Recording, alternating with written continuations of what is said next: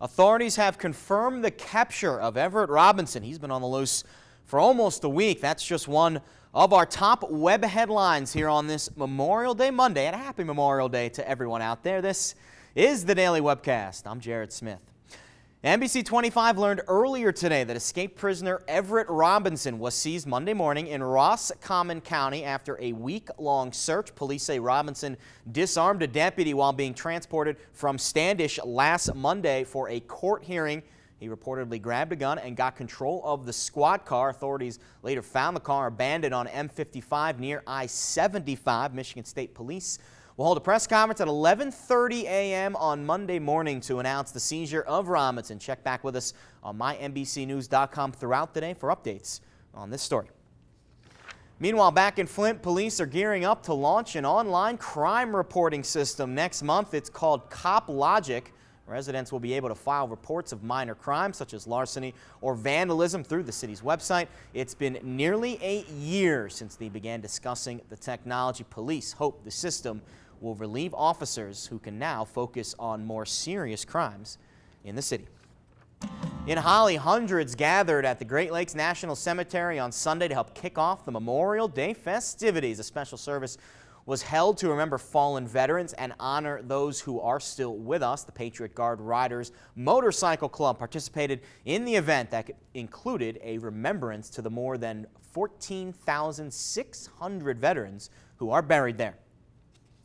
Service also featured one of our own as NBC 25's Bill Harris gave the keynote speech. There was also a rifle salute by the Marine Corps League and a melody of patriotic songs. In other news, Flint police are still investigating a deadly stabbing that occurred at a party store late Saturday night. The victim was pronounced dead at Hurley Medical Center after he was stabbed outside the Quick Pick party store on West Court Street near Glenwood Ave around 11 p.m. Saturday night. MLive reported that 2 men and a woman got into a fight in front of the store, and one of the men was cut with a knife. Police later learned the suspects fled in a red car. And staying in Flint, Flint Township Police are searching for a dangerous woman last seen leaving Hurley Medical Center.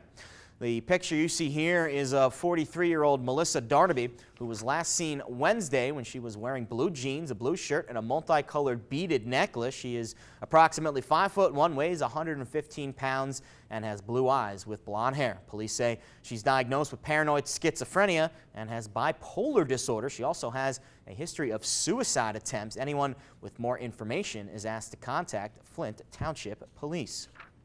If you were outside yesterday, you might have noticed some thunderstorms that rolled through Saginaw, Bay City, and Midland. It was a quick moving system, but still caused some damage around the area. A few power outages were reported in addition to some downed trees. In Freeland, the McGregors woke up to a loud boom after storms moved through Sunday morning, knocking down a willow tree. There were no injuries.